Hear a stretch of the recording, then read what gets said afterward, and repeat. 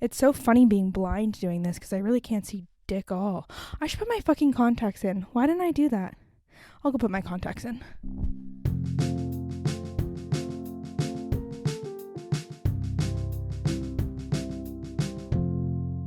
I always need my emotional support water bottle before I get started. Now I'm ready. Welcome to Human to Human. My name is Jess, and today I'm going to tell you a little story, and then we're going to talk about some things, because that's what you do on a podcast. And what I'm talking about today has really been a conversation coming up so much in my personal life. So I was like, fuck, I know I need to talk about this on the podcast. I don't know exactly how I want to say it and frame it. And then I had this instance happen where I was like, ooh, this is my poo talk segment for this episode. And this is how we're going to get into what we're talking about today. So a couple weeks ago, I was with some friends at an Airbnb. And the first night we went off. I had quite a bit to drink.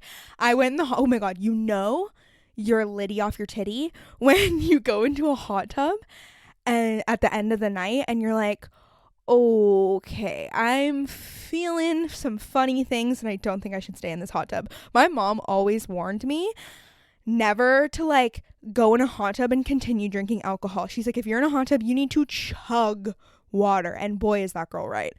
So I drank a lot and had a little bit of a hungover morning, and I can't. Like, when I'm hungover, this is also why I made a whole episode about how I've just gotten more intentional with my relationship with alcohol, and I just don't drink as much as I usually do. So I knew, like, on this trip, I'd go hard one night, and then the other night I'd chill the fuck out.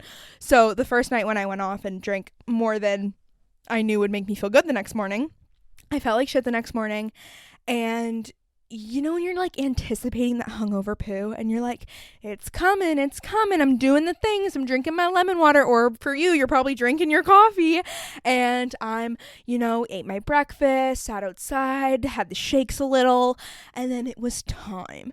And I hate when you're sharing. There's only 2 bathrooms, which is better than 1, thank God, but there's 2 bathrooms, and there was like at least 9 of us, and in the morning everybody's bowel movements are up and moving, like especially with all of us drinking the night before. So you gotta be freaking ready to be in and out kind of thing. And I started to have to shit so badly, and both bathrooms were occupied. One of the guys was like playing music and having this like lovely shower, reviving him, bringing him back to the world, and then the other one, the guy was taking a really long poo.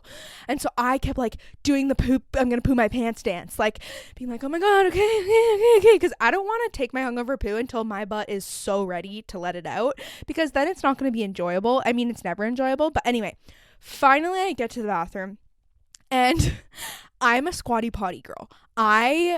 Once you go squatty potty, you never go back, which a squatty potty is basically like a little elevated stool in front of the toilet that you can put your feet on, and it just makes the angle in which you poo 10 times better. Like, there's a whole video on it. I'll link it in the show notes. It's so funny, and it basically explains how, like, the way your intestines are, you need to have your legs elevated, and our toilets in North America are not built like that. So I do a makeshift squatty potty if I'm not at home, and I take the garbage can and I put my feet on it. So I know, TMI, like, do you really need to know this much about my fucking morning hungover shit? I don't know. You're listening, so here we are. I'm almost done. And so then I'm just like sitting there scrolling on my phone, taking my poo, and my cousin calls me, and I'm like, shit. Because just the day before, my grandma called me and was like, hey, like, your cousin's having a bit of a hard time. He's pretty stressed. Like, if you could call him, I really think he could use your support. First of all, my grandma is so fucking cute. The fact that, like, she's just trying to look out for her grandkids and, like, have her grandkids support each other, like, that's awesome. Like, I don't usually call my cousins, but having someone give me the little push to call my cousin is great. And the day before, my cousin had, like, told me about all the things he was stressing about. Whatever. So the fact that he's calling me the next day, I'm like, oh shit, like, I hope things are okay. I hope things didn't get worse. So I'm on the fucking toilet taking my hungover poo, and I answer the phone. And you might be like, Jess, why didn't you just like text him, tell him you'll call him back in a minute? I don't know why I didn't do that. I answer. And also, like, you know, the people when like I think I'm like this too, when you're stressing about something and you just need to go off and vent, and it doesn't kind of matter. Like I knew answering that phone call, I was like, I'm not going to talk a lot. So I'll like wipe up, finish my business. And he like probably won't even notice I'm on the can because he's just like going off about his life. So that's what I did. We chatted, and then I left. He was still talking my ear off, and I sat outside and he was talking. And then it was hard because it was like a lot of mental health struggles with someone close to him and other stuff that he was going through.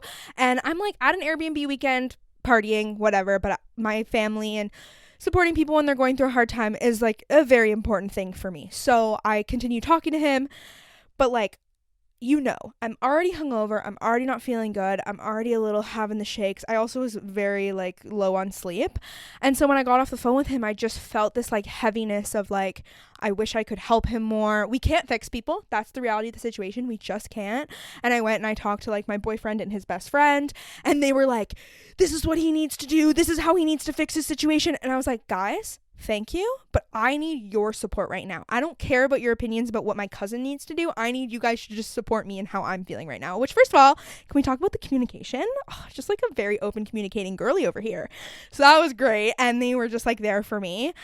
And I just felt this heaviness, and it just got me thinking about the fucking mental health crisis we're in. There's so much hard stuff going on in the world, and with our phones and with the way our culture is and how much pressure there is put on us from society, there is such a hard toll that this takes on so many of our mental healths, if not all of our mental healths.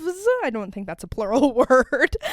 And I've been having so many conversations about being open to hearing other people's perspectives, because I went to a high school that was very, very progressive, very activist, very accepting of the gay community and trans community, LGBTQ plus people, all of those things. And it was so wonderful. It was an art school, and my best friends are all a part of that community. And there's so many pros to it, but there were also many cons to it.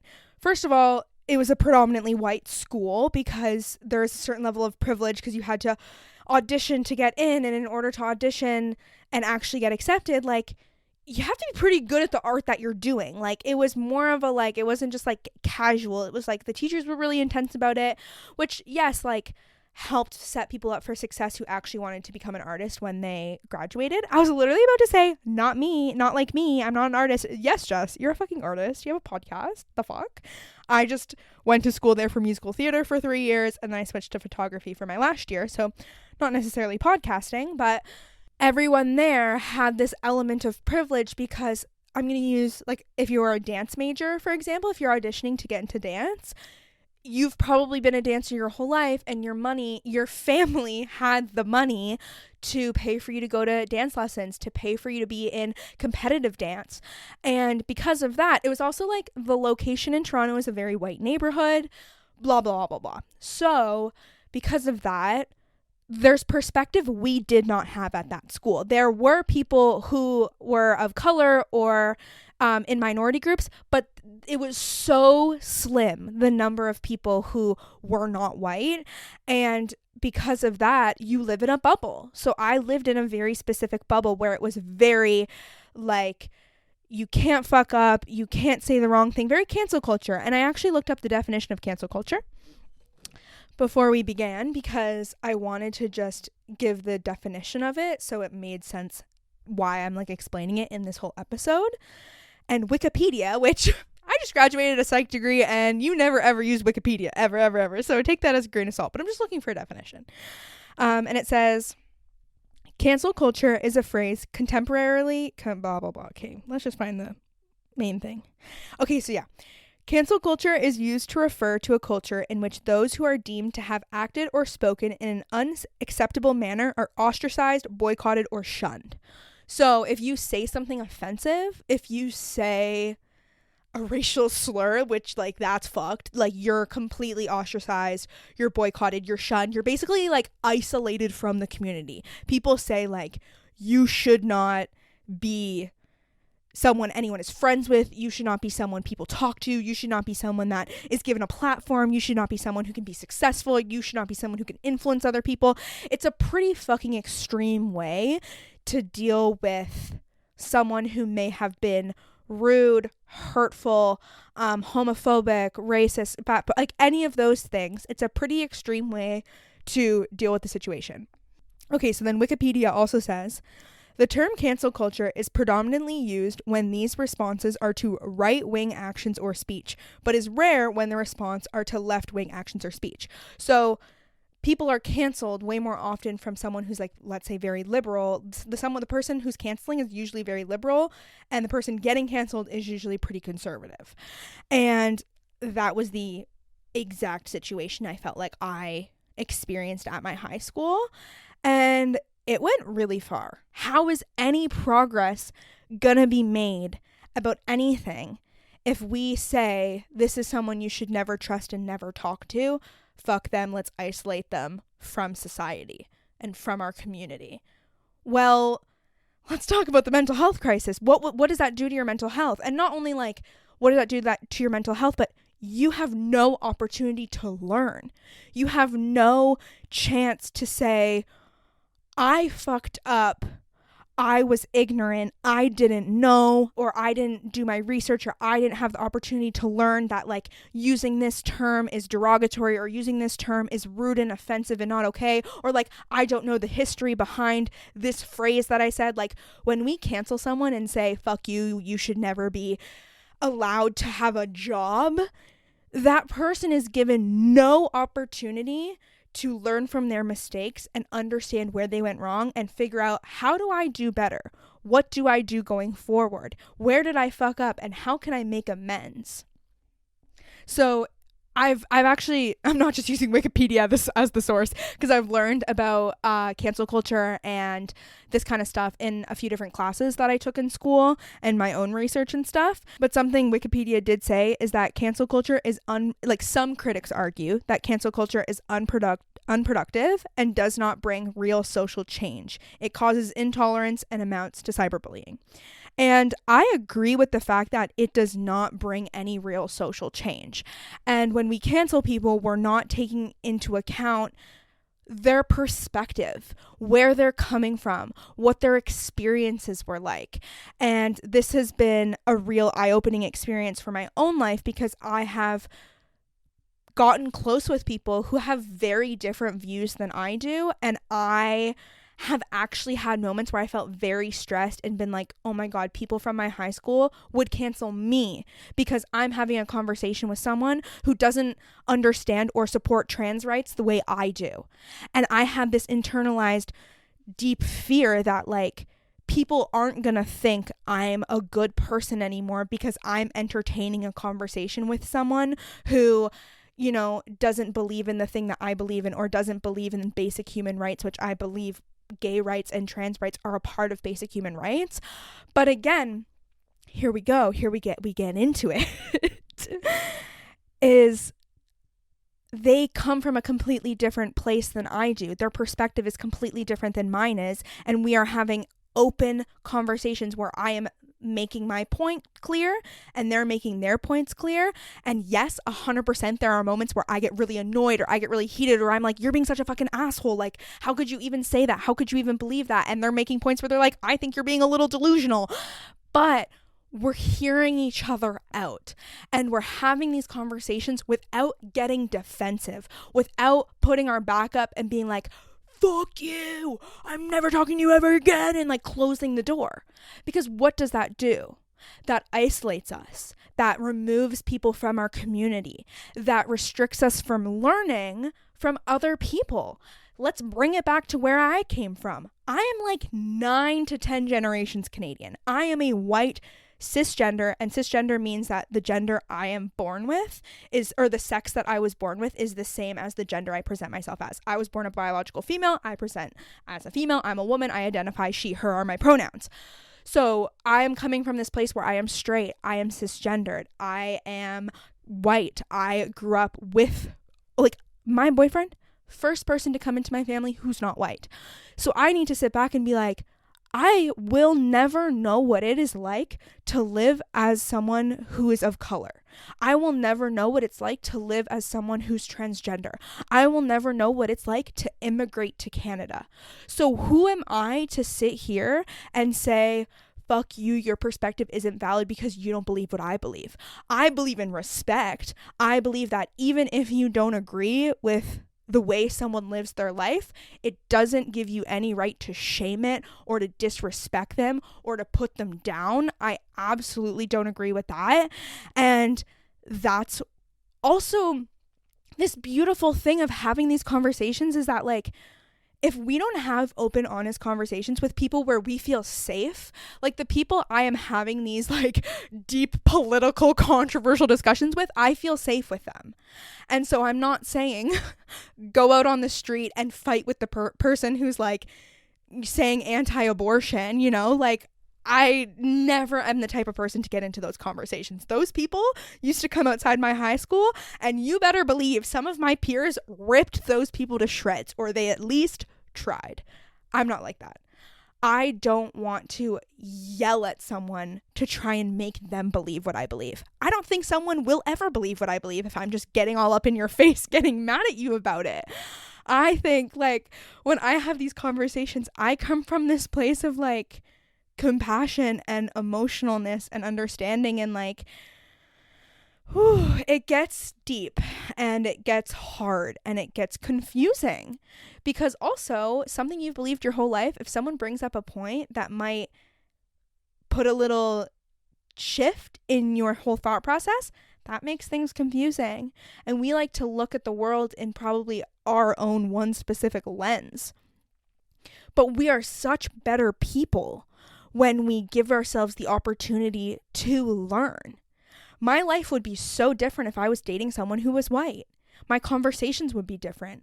The things I'm talking about on my podcast would probably be different. And dating Josh, he's the first person I've really been very close with who has experienced like racism, and he's a person of color. Like, I am going to be honest and say my friends leading up to now are all white. We're all white. Now I have friends who are not white. And we're so fucking scared of acknowledging our privilege. And then, okay, so this is cool because like this is some of the stuff I've actually learned about in a class. There's a few different authors and activists who write about these topics like woke culture, cancel culture, calling out culture, whatever the fuck you want to call it. And one author, her name is Kai Chang Tom, and she wrote this incredible piece about woke cultures. I forget what it's called, but if I can find the name, which I'm sure I can, I will link it in the show notes. And she's a trans woman from her parents are Chinese immigrants, and she writes about how woke culture doesn't give us the opportunity to learn, but also people who are a part of this culture, which is like we're all, you know, kind of getting inundated with information from it, they lead with the thing that they're most oppressed by. So for me, an example would be like, but I'm a woman, and because I'm a woman, I'm oppressed, or because I'm a woman, like, I don't have the same opportunities as men. And that's very true in a lot of circumstances, that I don't have the same opportunity as like a white man per se, especially if I was trying to be like a CEO of a tech company, for example. But the thing that this author is trying to say, and the point they're trying to get across, is that like we try to seem cooler by leading with the thing that we're oppressed by, which is just wild, because it's like that's kind of trying to glamorize the experience or take a victim mentality of like, I'm oppressed. And it's like, yes, let's acknowledge and validate the ways that people are treated differently based on gender and sex and sexuality and race and vaccine status and abortion rights, abortion stances, like whether you are pro-abortion, anti-abortion, pro-life, like whatever you want to fucking call it. I have my own views and opinions, but obviously I'm not sitting here to be like, you should believe what I believe. I'm sitting here to say there are valid points from everybody's perspective, and if we're not open to having conversations about it, we're never going to learn. There's no way like we are going to unite together. Audre Lorde is another activist and author that writes about how, like, we assume that we can't unite if we're different. But difference is not a prerequisite for coming together and trying to make social change. We can acknowledge our differences and celebrate them and say, great, we might believe different things, but how about we all work for equal respect, equal rights for people? And you might be sitting here and you might be like, the bitch, fuck, what the fuck? I don't agree with any of this shit. But it's like, okay, don't agree with having open conversations. Where the fuck are we going to go? We're going to stay stagnant and we're not going to move anywhere positive. Another point that I wanted to make was that there's a difference between intellectually understanding something and emotionally understanding something. So I said, like, I will never understand what it's like to be someone of color. It's funny because we can kind of like intellectualize the experience and be like, you know, before I met my boyfriend, I was like, logically, I understand racism and how fucked up it is. But there is such a different experience when you are deeply close to someone who goes through it. When you notice how, like, their race and how they present has a ripple effect now on, like, my relationship with him and how we're treated in the world. And I feel the same way about people who are a part of the LGBTQ plus community. And this is the conversation that I have with people who necessarily don't understand fully. And, like, this is the thing as well. I'm friends with people who grew up in communities where that was not normalized. Nobody was openly gay. Nobody was supportive of transitioning and identifying as a different gender. That was not a normal thing. And what was normalized was derogatory terms like being like, oh my God, that's so gay, and using the word gay as a negative thing. And if that's what you've grown up with, that's what is normal to you. So who am I to be like, how the fuck can you not support, you know, people who decide to be trans, when it's like, they never understood what that meant. They were never taught what that meant growing up. For me, there was a fucking all gender bathroom at my high school. Like, anyone could go in this bathroom. And it was like, there was trust that you use that all gender bathroom for using the bathroom and not to just go fuck someone. You know what I mean? There was that much respect and acknowledgement of, if you present as a different gender that's not male or female, or you feel uncomfortable using one of those, you can always use the all gender bathroom. That is a rare experience. And I can't sit here and expect someone to understand that who never lived it.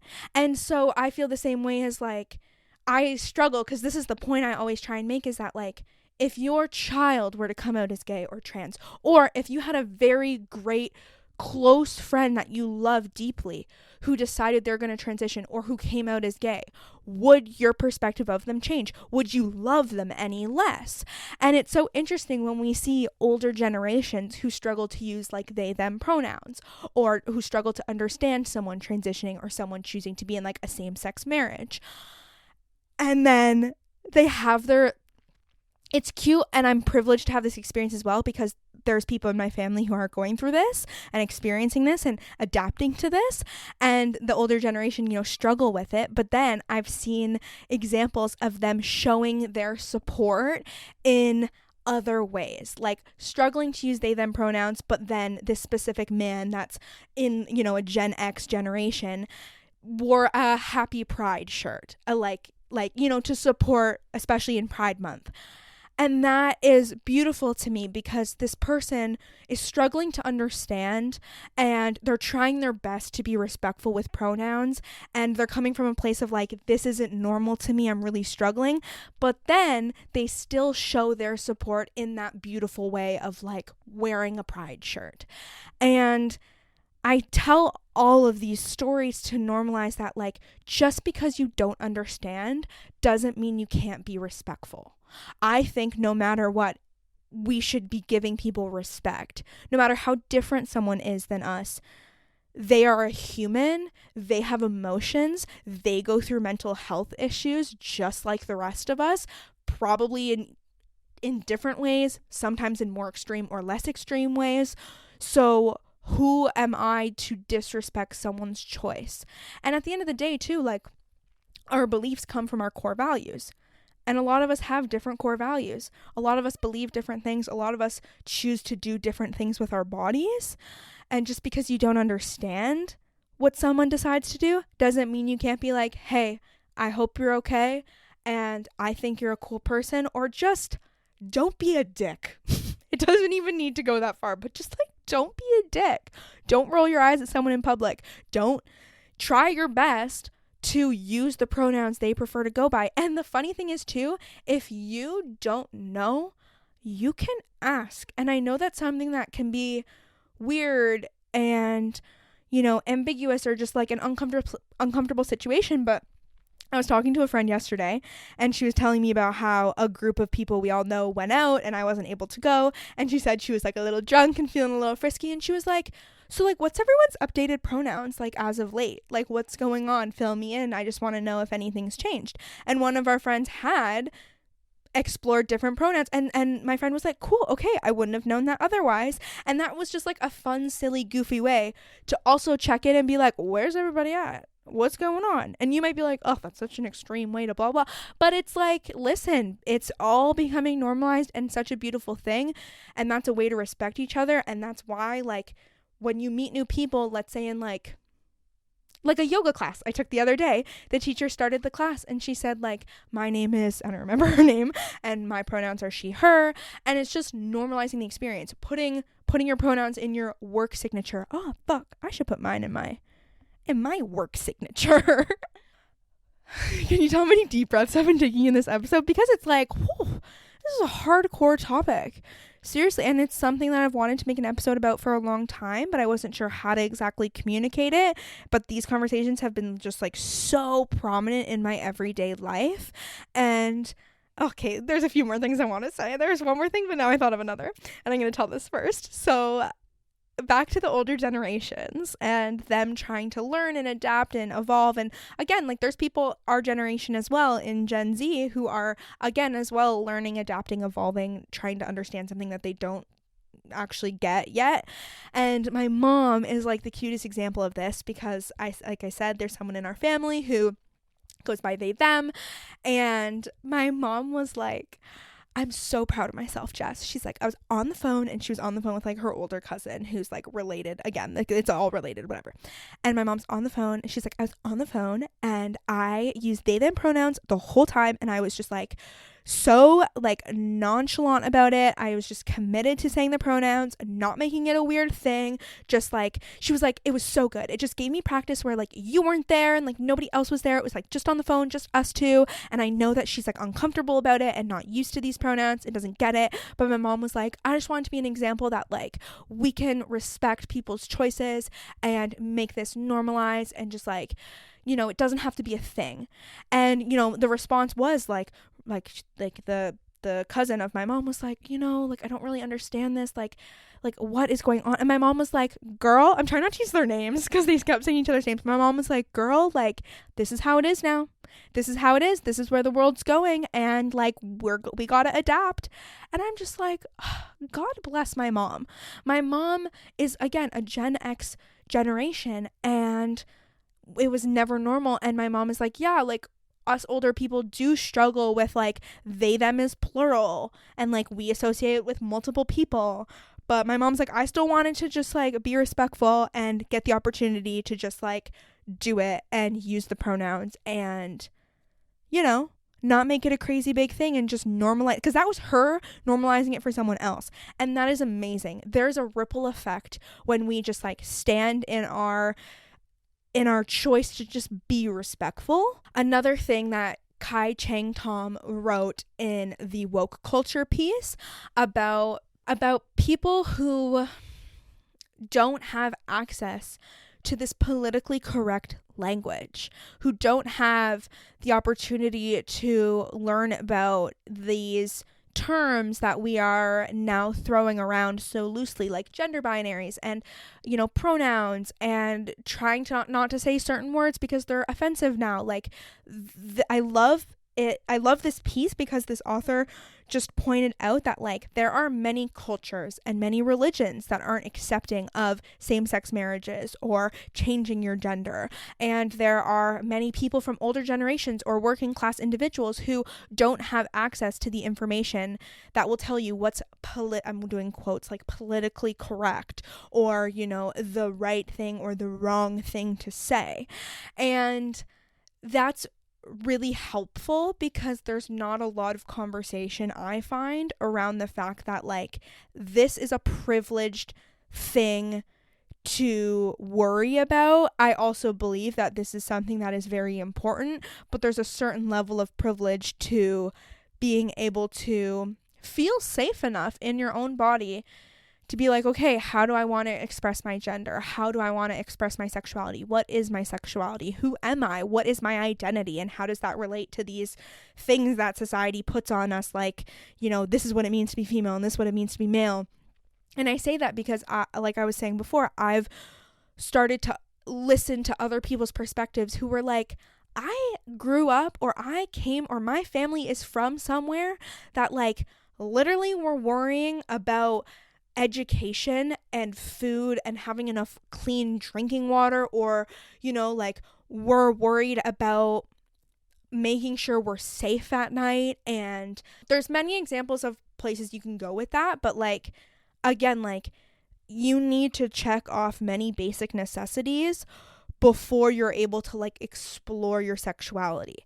And so it's important to sit and sometimes acknowledge that like not everyone comes from a situation where they can just like spend time start understanding themselves better to the point of figuring out who they want to marry or who they want to date or who they want to have a relationship with or sex with or how they want to present themselves to the world. And that's something that like I think we should work to be in this place where people can have those basic necessities met. But like again, like we're having these problems in North America. When I talk to my boyfriend, he's like, people in India aren't talking about this shit, at least not the part that he said he's from. Like, this isn't a conversation that's being had because this isn't a problem that's at the forefront of their mind.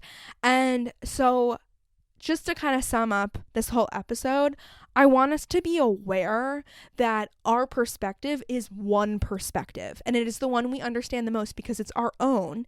But the way someone else grew up, the schools someone else went to, the places someone lived when they grew up, the places they've traveled, the places they've immigrated to, are all ways that our perspective shifts. When we have these conversations and we get really angry, we can be angry, and I think that's a valid part of it, but I think there's also this deep sadness of like, you're being disrespectful about this, or you're just not taking into account this perspective.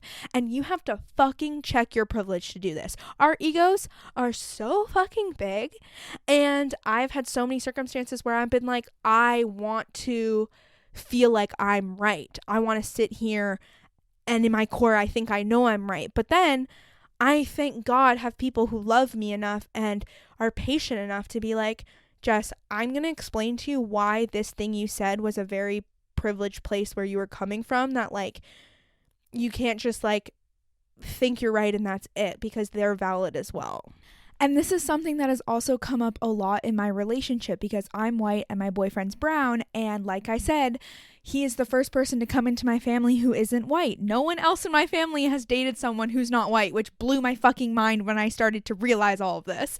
And so there's been a lot of circumstances where someone has said something or used a specific tone or said something in a specific way that definitely had some underlying, probably internalized racism, and I have had to sit back and slowly start to acknowledge this. And I didn't have to sit back. I am choosing to recognize when these things happen and have really hard, uncomfortable conversations with myself, and my boyfriend, and my parents, and my brother, and my extended family. This shit isn't easy, but it is so worth it because I am having people point things out to me that I didn't realize I was doing or saying before. And then I also have the opportunity to point things out for other people that they may not have realized before. And I have had conversations with my parents about fears I've had or just feelings I've had or do have about dating someone who isn't white and being in an interracial relationship and making sure that he's always respected and making sure that like we are safe as a couple.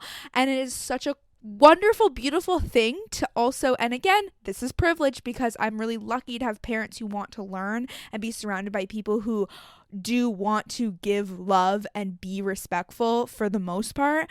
And it's such a beautiful experience to then notice how my parents start to flag things that people have said and be like, ooh, I think that was coming from a place of internalized racism. And I'm like, damn, okay. Like, it's a trickle effect of learning and educating. And that's why I hate cancel culture, because it doesn't give us that room.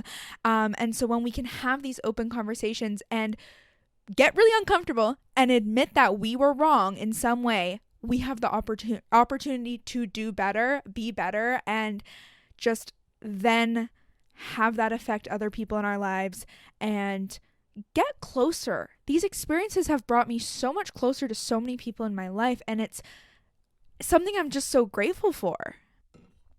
I'm realizing how many stories I have because I have another story.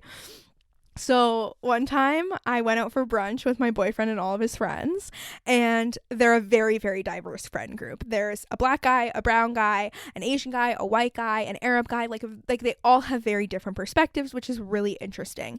And my boyfriend Josh and I were talking before we went to brunch because we'd all slept over at his place and whatever, and he was like, Jess, like, because I was like, why are we always having these political discussions and these controversial conversations? And he's like, you bring it up. He's like, you always somehow bring up like something to do with the LGBTQ plus community. And I was like, Josh, I really don't think I am. Like, I really don't think this is like all me. Like, I'm pretty sure they bring this stuff up a lot and I am not, I'm not starting the conversation, but of course I'm going to contribute to the conversation. And anyway, so we went to brunch and I intentionally was like, I'm not going to bring anything up that's political, that's controversial, that has to do with like rights of any kind of community. Like, I'm just going to test this theory and see if it won't come up if I don't bring it up. Like, let's see if Josh is right or if I'm right.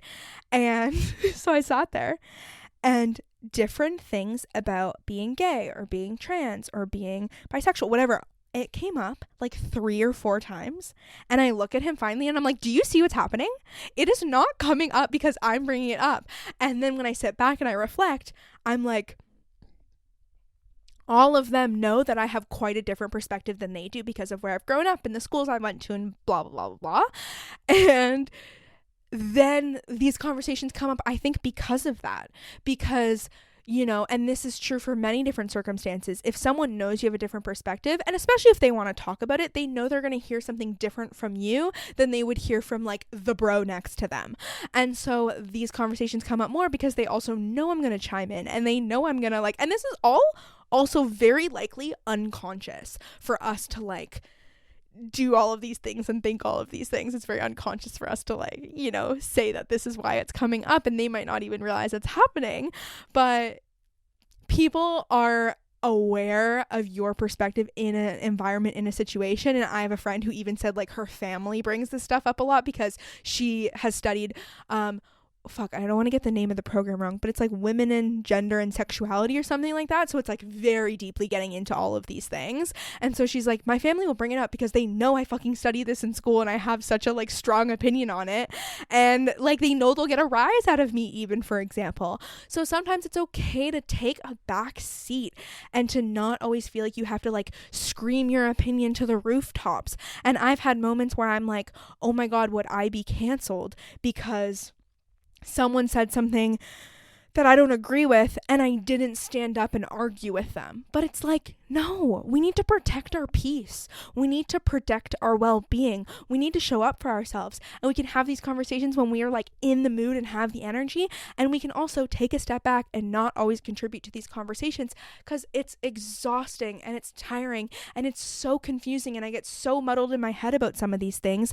But I remind myself that my perspective can always change. My core value is respect at the top of everything else. It's respect people's choices. People have different perspectives and they believe different things, and that is okay. And what I decide to do with my body, someone else does not have to decide the same thing. If I'm vaccinated, they don't have to get vaccinated. Just show up as a kind fucking person. That's the whole moral of these goddamn stories. Show up as a kind person, show up authentically as who you are, and know that like yelling and getting angry is not a productive way to get your point across. It's not. Take a step back. And also what I love is just because someone said a point that leaves you a little speechless, leaves you a little confused, or leaves you a little uncertain, silence doesn't mean you gave up. And silence doesn't mean they quote unquote won. These conversations are not about winning. Like, what?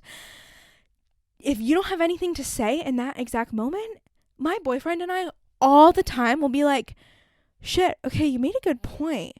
And we'll have silence in these conversations because we're like, that's something I really have to consider now. I never thought about that perspective.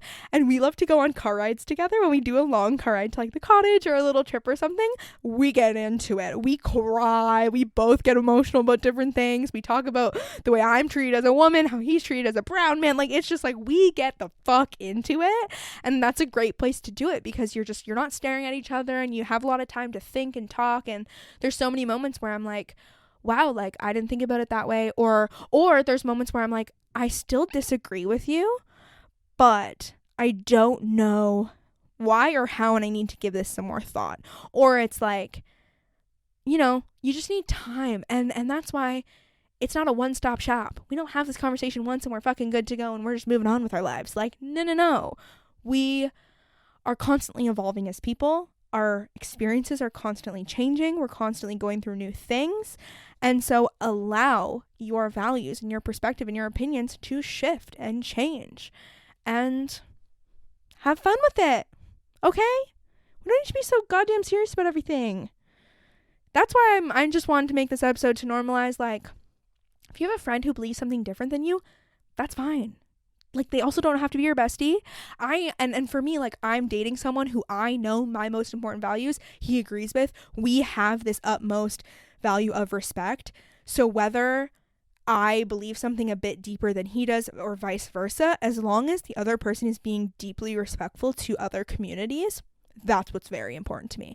So trust the process and trust that, like, the relationships you have, you know, they can look completely different.